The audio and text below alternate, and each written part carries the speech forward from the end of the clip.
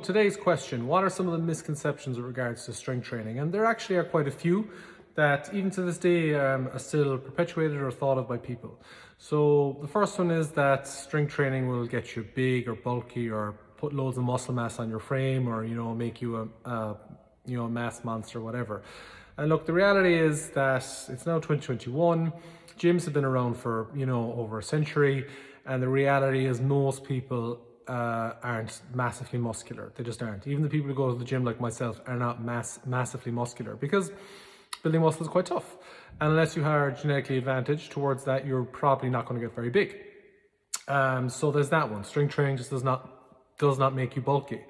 So don't worry about it. The second one is regards to speed. So this goes into people who play sport, and this misconception and myth that's been perpetuated for a long time ago, and just a hangover from a long time ago, like the bulky one, and that it slows you down. And reality is strength training doesn't slow you down. The top athletes in the world, especially sprinters, all do strength training. They all have impressive squat numbers by someone who doesn't do a strength sport.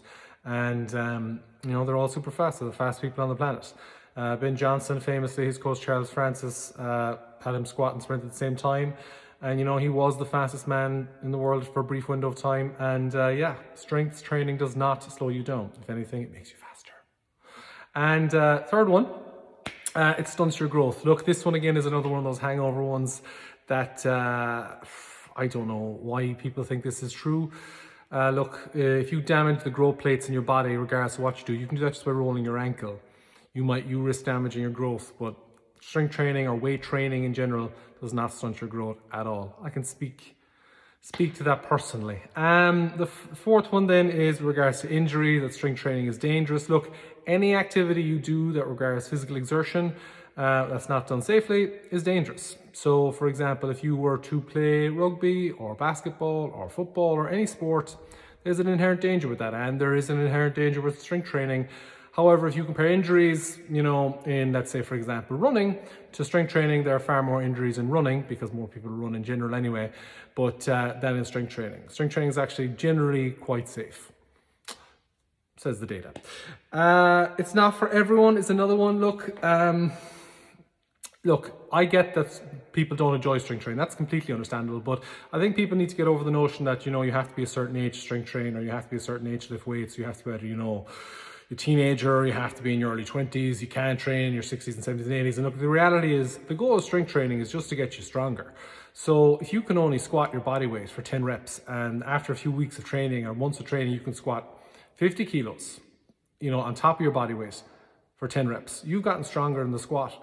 And that's going to enhance your quality of life. Simple as. There is a point in strength training where you can get strong enough, you're strong enough to maintain your health, maintain your bone density and all that stuff, and just generally make life easier.